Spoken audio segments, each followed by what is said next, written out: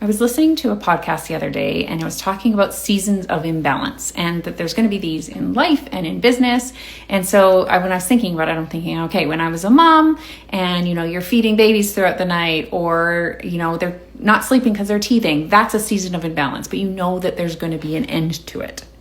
And the same thing in business, right? When I started my business 5 years ago now, I was in a season of imbalance. I was a wedding planner. I was still working. I was actually in wedding season when I started it because I'm crazy like that. But I knew that I didn't want to do weddings the next year, the next summer. So I had to go into a season of imbalance where I had 2 little kids. Every night I'd put them to bed. I'd do my couple hours of training each night to get my business set up. But I knew I gave up some sleep. I gave up my Netflix, but I knew that was a small season of imbalance that I had to create the space later.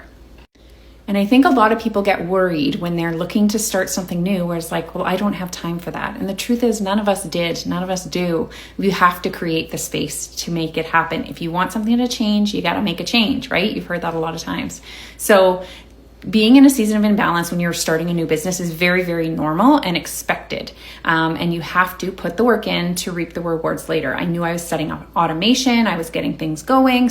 And now here I am, 5 years in, reaping those rewards from all that hard work I put in. I'm retired. I'm out earning my husband. I've making more in my life now than I ever have. I'm in control of my time. I get to choose how I want to run my day. And that is what I was looking for. I knew it wasn't going to happen overnight. I knew I was going to have a season of imbalance and put the work in, but I knew that it would get me to a place I wanted to be eventually. So if you've been following along for a while, you've probably seen, me in my journey. In the beginning, I wasn't making the kind of money that I am now, but I've grown and scaled my business. It's an online business. That's how you do it.